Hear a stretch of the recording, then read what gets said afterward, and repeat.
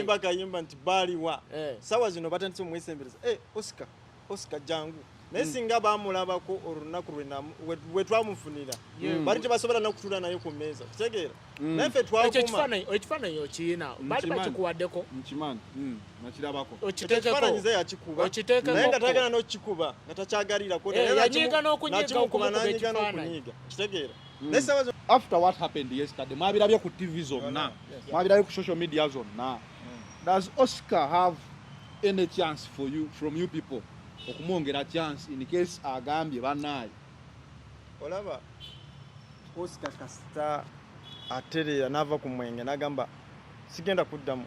Oscar is a very good person. Gosobora tukira n'omubuuza kino nakikugamba. Kitegera. Naguvaako bwati nze ndi wiringa kuddamu kwatagana naye. Ekitegeeza challenge ya Oscar ate nekirala group influence nakyo weekiri ayina emikwano eginywa buwalaji kasita gisemberera bwati Oscar vaako naye kati nganzo nono muvuka ne Richard Anani twali tumuyina we tuti mugamba kuwoddamu kunywa omwenge awe teri toddamu kutulaba genda kuta Benja. Does Oscar have any chance after yesterday's incident? Can I just tell you my mind? Mbulira. Ebyamazima, let me tell you one thing. Oscar, it's either he accepts being in a rehab. Oshtegera. It's either he accepts to go in a rehab. Yetereze. Kubanga agamba nti musajja mukulu. He's 36 years old. I'm 34. Agende mu rehab. Bwaterera n'akomawo. We shall accept him. Naye bw'aba nga takisobola. Nze siriiyo. Nze nkubulira mazima. I speak my mind. Ekitegeera. Kubanga let me tell you one thing. There is being too proud. Oyina ka pride ka kali awo. Nga kakutawaanya nga omanyi nti gwasinga nze. I'm nothing. Naye nga he can be in 2-3 months asobola okubeera something. Aye nansinga nako. Naye nensigala nga munnaye Mukama kyewakola ki. Omanyi, it is the final channel B in the know. Nga bulijjo tukuwa amawulire agali mu ggwanga n'emitala w'amayanja. Nyongera kujjukiza nti show zaffe zonna zikutuusibwako Home Connect Properties Uganda Limited bakafulu ba Real Estate. Olunaku olwajjo gabadde mawulire mabi olw'ensonga nti Bruno K ne Oscar ababadde bakutte social media over time bafunyeemu obutakkaanya. Bafunyeemu obutakkaanya. Naye kyemutamanyi behind Bruno K waliyo abantu abalaba Oscar before era abatuukirira Bruno K ne bamugamba tuyambeko. Wano wendi ndina abakulu babiri ngera mbalaba ngenda basaba ba introducing themselves to you. Tulabe ng'ensonga ya Bruno eno ne Oscar tugigonjoola for the good kubanga kyemanyi there is a problem ate nga problem eyo erina okubeera solved. Tetusobola gireka bulesi kugenderaawo. So ku side yange ne ya right waliyo omukulu Edwin, side eno waliyo Benja. Edwin, yes. Ojja kwogerako nnyo. Kale. Edwin gwani mu bulamu bwa Bruno? Mu bulamu bwa Oscar, sorry. Yes. Soko okusaasirako ono mukulu wange Bruno K okufiirwa omukyala we oba mama w'omwana we. Amawulire ago nagafuna ku lw'omukaaga. Ku lwagomeka yesterday was Wednesday. Yes. Mukama ajja kumuyamba buli kimu kyonna kigenda kutereera.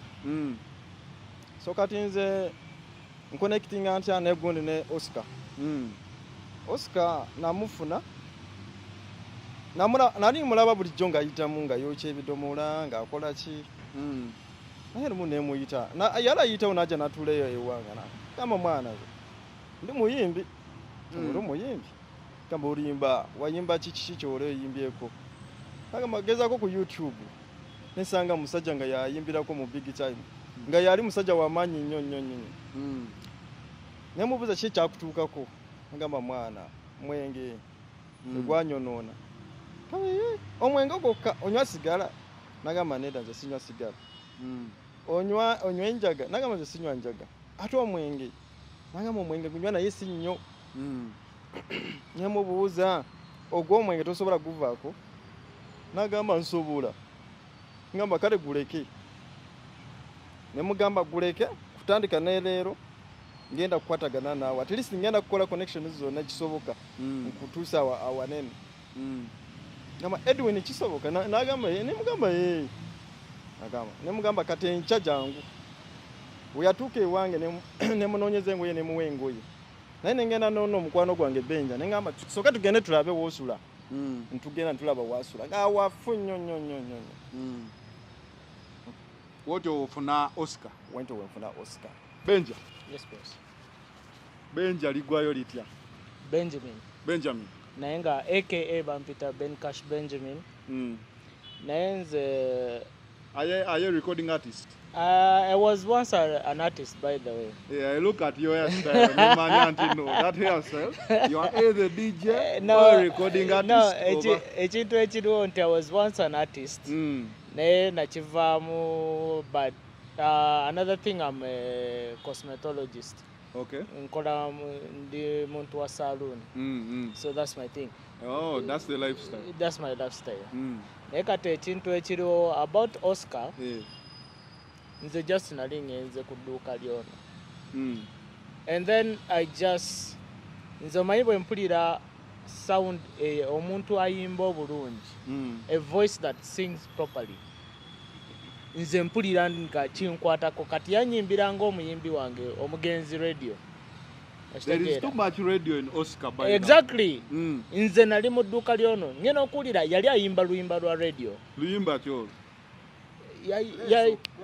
Yali gundi yali Jennifer njagala oyina kamazina gewazinira wali ako nendyoka nenfuluma nenga ani oyo ayimba ani oyo kati ogenda otunulira wabweru nga muntu alinga mulalu ayimba naye nga oluyimba lwe yali ayimba, it was so sweet, and then it was so sweet. That's the time when agenda nengamba Edwin man ono guy yeetaaga okusitulayo. The good thing to Edwin agenda nakola ekintu kimu which I was not expecting, by the way.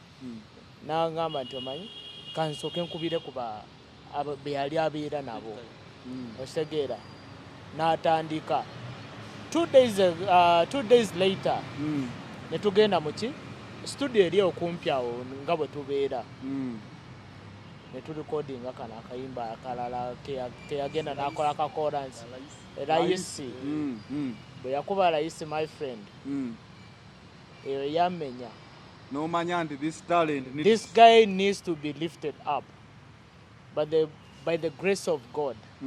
Ono n'akwatagana nani ne Bruno K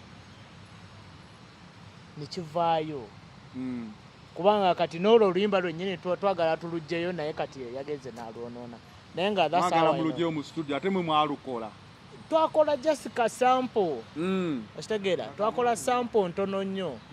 That thing was just like try to mugezesa kiki ekiriwo oba akyalina amaanyi naye twasanga omusajja nga akyalina amaanyi mayitire, yalina amaanyi mangi era ne kati alina amaanyi naye nga I think people are confusing him. Era wano wembadde njagala obabuuliza bino byonna ebintu byatandikira ku sharing because I got a phone call ng'embuulira ki ekibaddewo as a journalist. Essimu zaffe zibeerako era kuno kwonna kweziri nga bambuulira ekibaddewo. Then the next day I tried to follow up the story, nsanga Oscar already nga ali mu interview n'abantu abalala abakola ku TV. Kyemanyi I'm the first person who uploaded on YouTube. Naye omanyi nga TV ennaku zino olugambo bwe baluteekayo ekiro nti ne bwafuna story tasobola gya uploading in real time because of UCC we yabagamba bakole kiro. So most people think nti nze yasoose okuteekayo story, but what happened was nagenze kusinkana story ngendo sanganga there is already interviews going on nenziwulira nengamba since I've been part of Oscar kuba ojukira twagenda okulaba Mama Junior wetwali mu ddwaliro wetwali ku Face Cafe. So I've been part of Oscar's story. Of course, yes. Nabadde sisobola kuleka story genda bugenzi wetyo when I knew the people ababaddewo. So after TVs zifunye story yazo I get Oscar Mugamba, you know what? You are going to do something sober because I know the process. Yes. And I've been part of it. Yes. Kati jangu tukole ekintu kino. But what really happened? Kushare. Nze nali ndi awo ku macha Bruno ke nakubula essimu. Nangama Edwin. Mbane njagala ombulire ekintu kimu. Mbane njagala ntegere ayonoonya gunde Oscar. Ngamba taata abadde ki? Oscar takyali muntu. Oscar mfukide ekintu ekirala. Ngamba kati kuliko meeting nagamba ye jangu tugende mu kusharing. Direct ngenda n'oyo gundi Benja tugenda ne Richard tugendayo. Ate ne meeting olowooza yaggwa tiyagwa. Oscar nga takyayagala nakuwuliriza kintu kyonna. Brother nga waali nagamba Oscar kiki? Oscar nga ayagala ki? Accountability. Accountability kuki? Nti sente z'abantu ze bamusondera zayagala tegeera nti zaalagawa. Okitegeera? Kyokka omusajja watu ono Bruno K yakeera ku macha namukubira n'essimu namugamba tugende tushootinge video. Already omanyi bya video byonna byetaaga sente. Okitegeera? Yes. Let me ask something. Yes. Gwe obadde part of this process. Yes. Oscar kya demanding kibaddewo oba tekibaddeewo? Have people responded financially nga bamuyamba nti sente bazisindise muzimanyiiko oba it is just social media love? Ngagu. Nze what I think and what I know once by the financially nze nagenda nengamba even my brother there nti kino ekintu kye tutandise njagala n'omulenzi akole ki abeere nga aprosperinga nenga Oscar ebintu byayogera you can even ebintu byonna byonna bye bamuwadde si ngoye si transport si offers zonna zonna ze bamuwa everything they are giving him everything kati agala accountability yaki okay kati katugambe nti yes waliwo sente eziyingira naye kati ajagala luliwe alinga tebamumanyi ayagala ki bali waliwo ya muntu yali amumanyi nze sina sente ze naliddeko yadde actually nze spending anenzija kubanga nengena nenjogera nengena nemulaba embuzi yoko nagiryako ewali eri embuzi yo nagirya eyo kajoka kyali ampadde kudina nawe wali asecho kati ebintu ngebyo as in why don't you wait be patient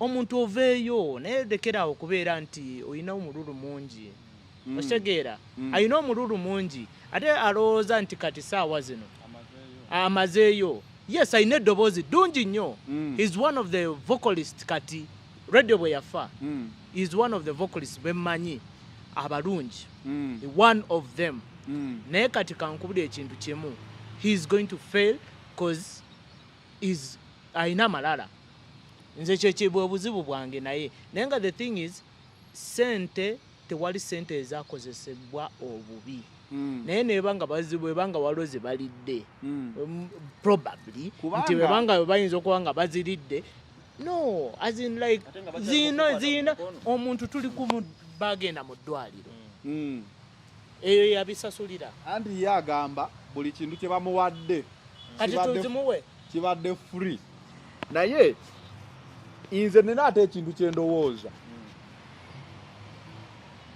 Bruno K waba avuga emmotoka okugenda eyo yonna gye babawadde ebintu amafuta tetugenda gamba nti nno Oscar ye bamusindikidde sente miliyoni 1 talina kwatibwako Bruno K agende mu wallet ye ayingire mu wallet ye ajje mu sente so watoolako ez'amafuta nga naye zifacilitating yo project I think kiba kiboke.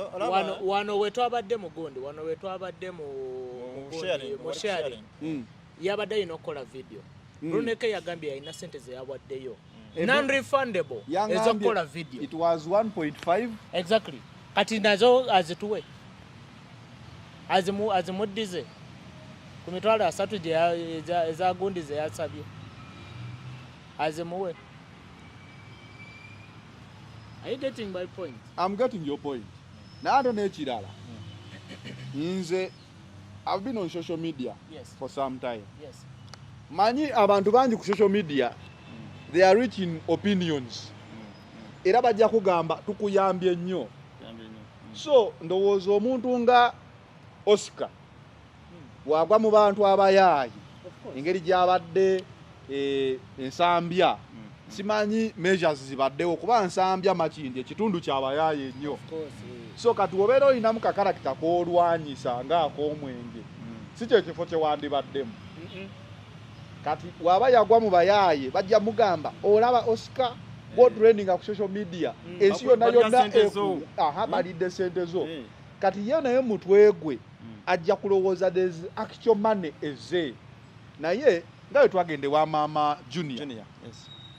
There is a gentleman in the US called Abel Fafa. Yampa 1 million. Yansi yajja in fact waliwo n'omukyalo omulala eyambuuzizza baagala kwongera kuyamba Mama Junior. Nambuuza omukyalo oyo olina essimu ye ne mugamba Mr. Abe sirina simu ya mukyalo. Naye twabadde twogeddeko ogenda okumusiima ku mirimu emirungi gy'okoledde ki gyakoledde Oscar. So if you trust me, weereza sente weereza kyoyagala okuweereza because I didn't know it was money. Ne mugamba weereza kyoyagala okuweereza nja kukimusindikira nja kukitwalayo because I'm going to cover that story. Yes. And the world has good people. Very many big people. Very good people. Very good people. Kubanga omukulu Abe yangamba okay kyembadde njagala omukolera kye kino you're going to get a message very soon.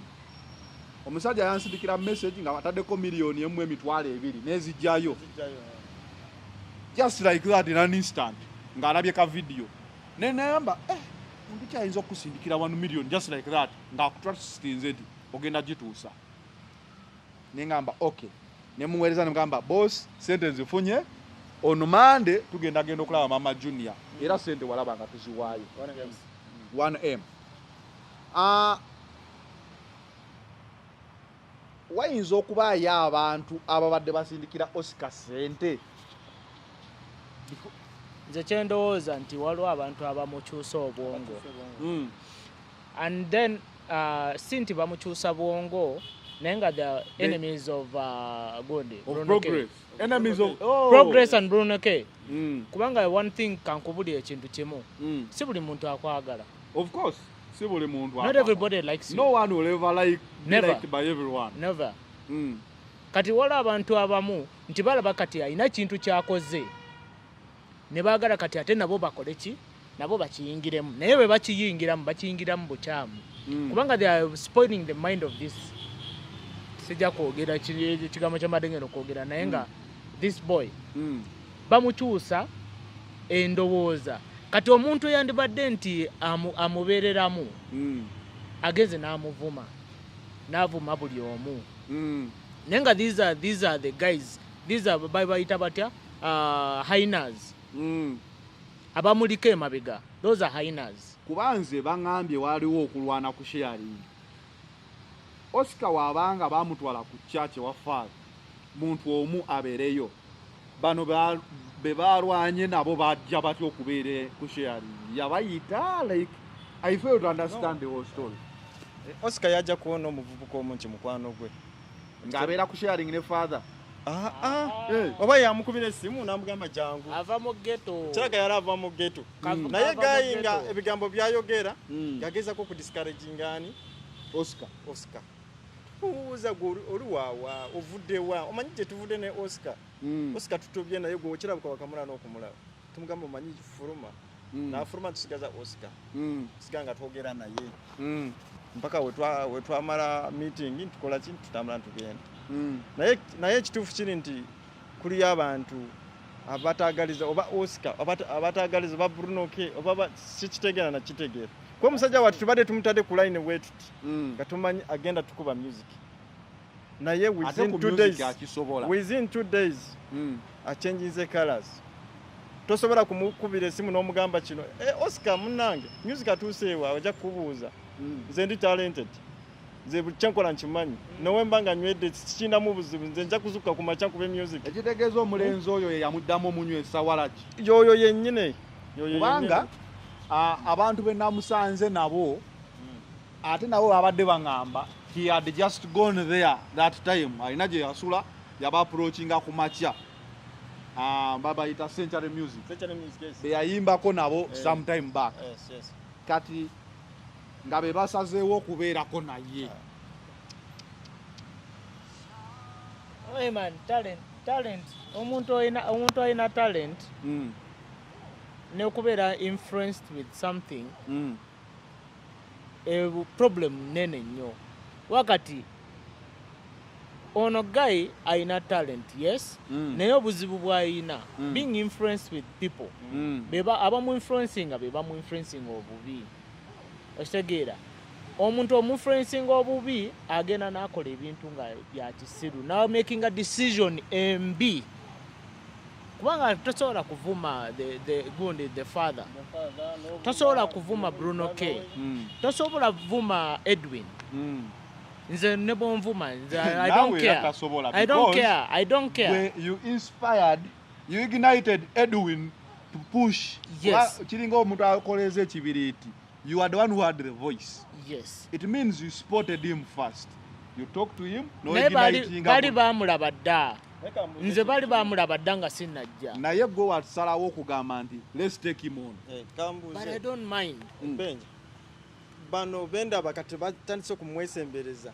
bakayimba nti baliwa sawa zino batandise kumwesembereza Oscar jangu naye singa bamulabako olunaku lwe twamufunira bali tebasobola n'okutula naye ku mmeeza kitegeera naffe twakuma ekifaananyi okiina bali bakikuwaddeko nkimanyi nakirabako ekifaananyize yakikuba naye nga tagana n'okikuba nga takyagalirako yanyiiga n'okunyiiga n'okunyiiga kitegeera naye sawa zino ndaba bamwesembereza Oscar Century emuyita Jinda amuyita naye baaliwa okimanyi nti bayinza kusanga baali bamanyi waali ninga tebagala mwefasa nga tebagala musembera naye kati tulwanye nnyo kintu kyaffe tukizimba naye sawa zino olaba nti bamuyita kyemanyi ku buli great talent eba ne challenges zaayo yes katugambe mu mupiira Balotelli very great footballer naye nga akola ekintu ne coach ne balwana radio very great artist era olaba Jeff Chiwa we yava mu radio yafa when I look at Oscar I see another great talent. He's a very good he's a big artist.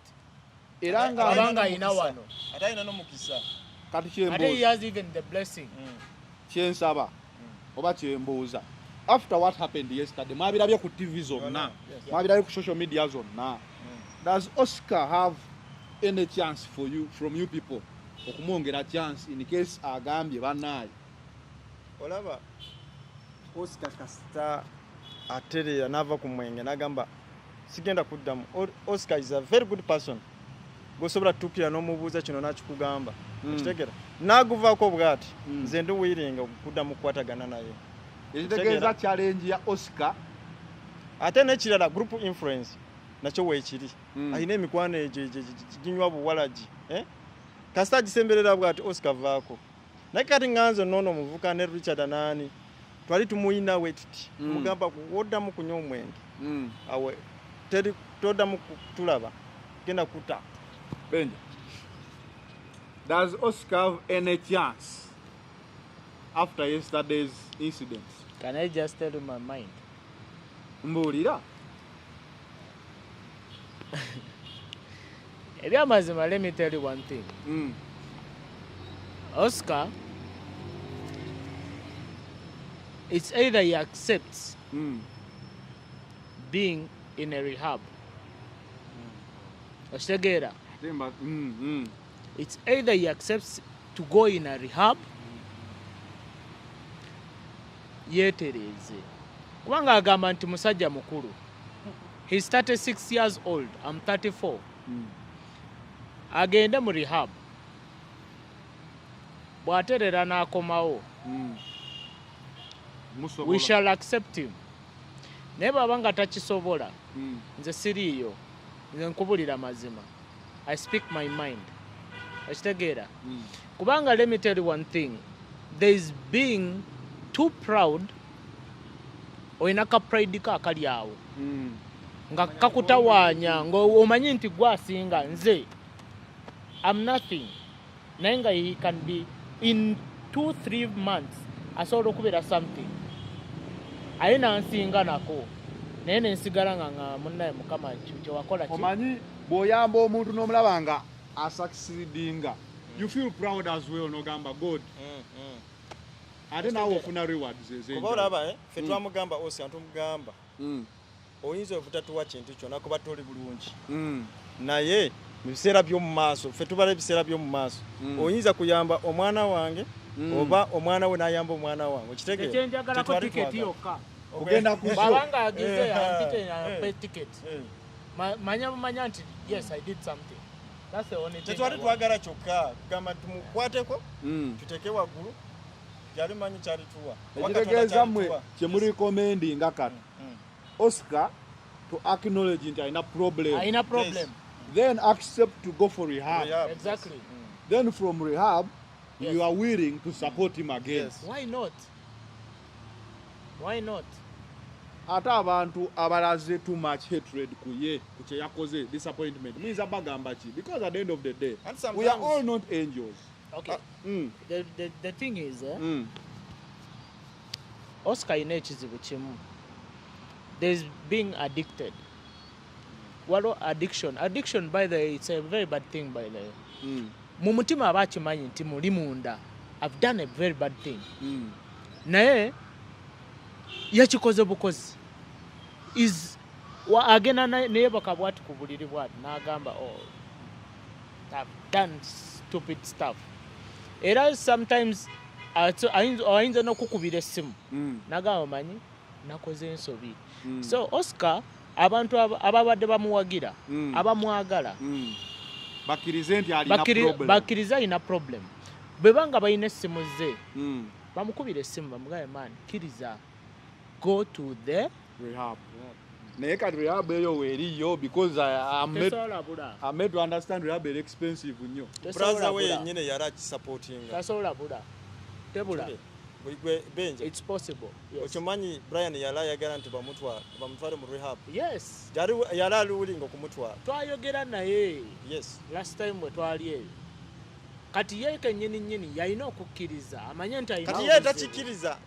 Naye nga mugamba sebo bangambye bakusasulidde video mu meeting ne bakugamba ogende mu rehab okuva ebyabaddewo. Nange yantabukide nangamba Yesu mulalu. Anto kiraba. People who don't accept their problems. Baba tebali in their right mind. Boba tosobola kukkiriza buzibu bwo. Toli mu gundi in your own senses. Oyina okukkiriza n'omanya nti kati nze I have a problem. And I need to fix it. Lwaki I was a celeb. Nekigwawo. Nenzira mbidomola. Nkomyewo neera. Kati ate era nfunye obuzibu neera. Obe ono ani bamuyita ono agamba nti obwongo omutego ngalabi. Ngalabi. Obanga ngalabi okubakoona bukoonyi. Kati ye naye alina kikkiriza bukkiriza. Ekitegeeza mmwe to go on with Oscar. Agenda kusooka kuva mu rehab. Yes. If he accepts to go for rehab, then awutuddamu buto. Mudamu. Yes. Bw'atachikola. I'm 100% on him. Babanga tachikoze. Kati obo mwagaza ki? Agenda atunge kati babanga avudde ebidomola biri expensive. Ne septic is expensive. Ate waffe tasalira. Benja waffe tasalira ye. Agenda kwocha buchupa.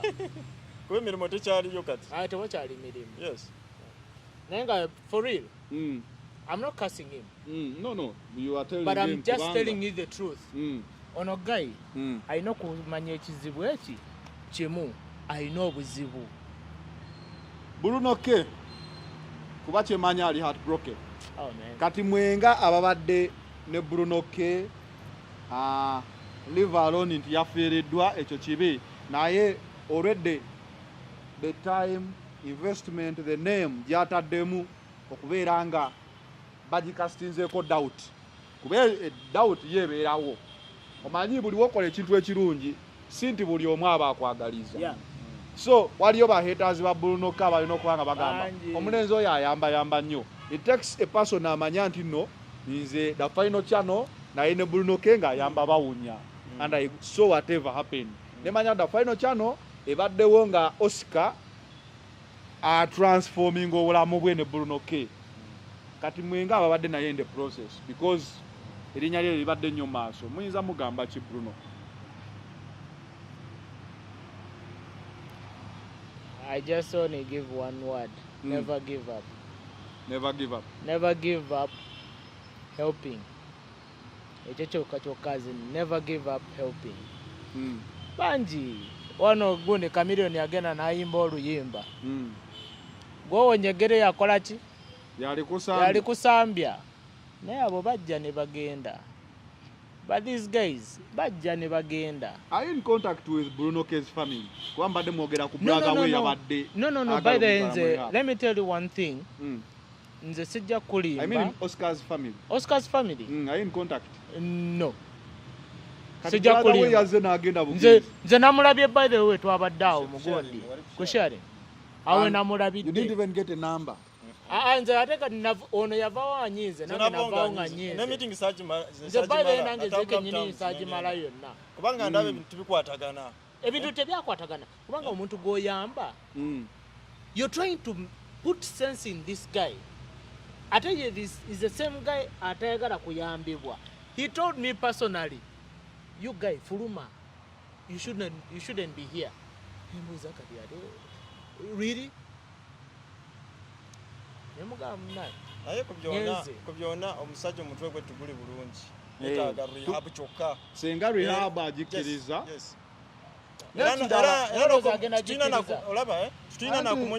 Rehab eno giraba. Most people who go to rehab tebagikiriza. They are forced into it. Muganda we amukwate bukwasi amuteke mu motoka amusuleyo. Oba si kyekyo asooka amuleke ate mabonabona asooka abonabona ayokye ebidomola bw'amaliriza obwongo bwe bunaabeera in his right mind addeyo neera atusabe gundi rehab. Nze kye suggestinga I'm going to look for Oscar and Bruno K. Nammwe era njabba n'ono. Ndowooza kye tulina okukola I know ogenda mu rehab teri agendayo ng'ayagala. At least I haven't seen someone recommending ogenda mu rehab. Waliwo abakiriza. Again kansala abayogedde naye n'amugamba this is it. Kati ate wano tetulina okugyako ng'oli qualified counselor. Edwin naye counselor. Kati ffe tetuli ba counselor, but we know that there is a problem that needs to be solved. Naye kyengeza kugamba nsaba abantu tumumunyigira nnyo ono gaye Oscar tali yekka tebamunyigira nange era kyensaba ndabyenga tebamunyigira naye abamupika balekera omupika kubanga ate weewuunye abamupika ku platform kuno tebaliiko kuno kuliko abanyiize ennyo ekisinga abali disappointed naye tulina okukkiriza nti obulwadde because addiction nabo buba bulwadde. Toyinza kunyigira muntu nti nokuba mulwadde. Naye you can talk sense into them. N'omugamba munnaye ssebo weetereze kuba it's about you. Okitegeera? So kyensaba mwenna abali ku final channel wabadde abanyiize Danero wakoze story. Bannaye you can't buy out a story. Abali mu Uganda balabye TV zonna mu abali eyo ebweru ku internet namwe munaba final channel ne channels endala ezakoze. I think we all want what's good for Oscar because of his talent. We want what's good for Bruno. Kubanga we mu disappointing Bruno wano. Obeero ina chances abantu abalala bangi bayandiyambye zo blockies. Atenga not very many of us can stand in for help. Okitegeera. So nga final channel tujja kusaba nti Bruno tonyiga nnyo. Kiriza nti kyaliwo gwoyamba. Oba namwe gwe muyamba alina ekizibu So tulina okufuna eddagala ng'eddagala eyo ye rehab kubanga nange Oscar gwe nalabako nga avudde ku mwenge the days yo twali fina he was a very good man so omuntu omukyamu ye yaleese obwenge n'abuzaamu kati jukira woba ova ku mwenge toguvaako olunaku lumu naye ate n'omubiri gusigalamu so a little dose kayinza okulowoozesa anywedde factory namba olaba nti group gyabeeramu ndowooza bamugamba gwe okimanyi bano bagayi bakolamu ssente ono gundi Bruno kyagenda kulya ssente togenda kufuna yadde n'ekikumi kumbe omusajja waffe tafuna yadde n'ekikumi agezaako kuyamba teekamu ssente ze teekamu ssente 1 million goti kwadde TV nkwadde ki ndowooza ye waabiraba agamba nze wampeeredde TV kitegeeza wali obukadde obuli awo obw'amaanyi which is not the truth kubanga nze mbimanyi bulungi ebintu ebyo some people just take advantage I won't call it advantage just they take platform nti we can advertising atukozesa zone of God bada walo ne lulinga lugambo Bruno ke yagenze nangamba nti there is a day bwe bagenda ewagonde wa muwala wa Pastor Kayanja muwala wa Pastor Kayanja yamuwa akakadde obakamu yakawa Bruno nenga it was not for Oscar we yabifuniramu ki we yafuniramu obuzibu I see ochegeera kuba yabadde agamba ye yalaba akakadde Kayanja Bruno bamwe basa nene exactly maybe bali bajiwa Bruno nga bamusiima of the work era ne bogena n'obuuza nti yagende ye bamuwa ebaasa nti teyali ya Oscar naye yali ya kusiima ki mulimu gwakoze Oscar kati n'abitwala nti ali mu kulya sente zange so happened. now this is what one of the things ebireetera Oscar okubeera nti alowooza nange we bampa akakadde katwalire Mama Junior kati gwe nolowooza bakawadde gwe because you are part of the story nange era akakadde kakatwala osobola okukwata akakadde n'osigazaako z'osigaza n'ogira ono gundi Oscar yali takamanyiko of course yali takamanyiko Bruno yamugambirawo nga muri ewange awo bamugamba kigenda kutwalira Mama Junior akakadde nagamba ekiki zavuddewa waliwo fane yaziwadde Mama Junior kitegeera nawo manyi nti yali n'atera tutandika kunyiiga kyamanyi naye yakifunamu obuzi kuba nzijukira ngamba ati Edwin naye Mama Junior bamuwa ssente zaaki nno omukazi akubeereddewo yako okusula kati no Edwin era waliwo omukyala mu US ayagala kuyamba Mama Junior naye yangambye tayagala kubeera ku platform ng'eno kulaga nti ayambye yawadde ayagala ha personal number ogirina ogenda jimpa aweereze Mama Junior direct kuba ye tayagala kubeera mu mawulire amuyambe kuba omukyala abadde so big abadde akikoze nga kyamaanyi kale Oscar bajja munnyonnyola bategeerera ati there is a problem gyalina ye ng'omuntu okukkiriza nti njirina addiction nja gitwalanga siriimu osooka n'okkiriza nti nina siriimu kamire eddagala mbe mulamu bw'ogaana oba kansa bw'ogaana ofa n'addiction bwetyo weeri you believe nti bannaye am addicted to this kanfune treatment yakyo nkiveeko wogaana ofa kankubule n'ekirala Oscar okumukwata mutwala mu rehab mugambe nti ayinza gaana tajja gaana keera ku makya funa Oscar nga tanaba kunyako yadde kintu nekyo yogera naye tula naye bulungi ajja kukkiriza wente wenatandika naye nze okay tugenda kwetaaga tulabe nga tufuna rehab mwagenda kuba some artists have been there Jackie Chandra abaddeyo surviving Cutie Kaya abaddeyo surviving Jamie Kalicha abaddeyo they are surviving so why not Oscar it is possible rescue Oscar from where he is now naye tujja kwetaagisa okumukkiririzaamu obutamunyiigira nnyo ndowooza kyekyo it is the final channel badde njogera n'abasajja bano babaddeyo mu back seat eyo nga temubalaba mulaba Bruno K but they are part of the process. It is the final channel. Be in the know. We out.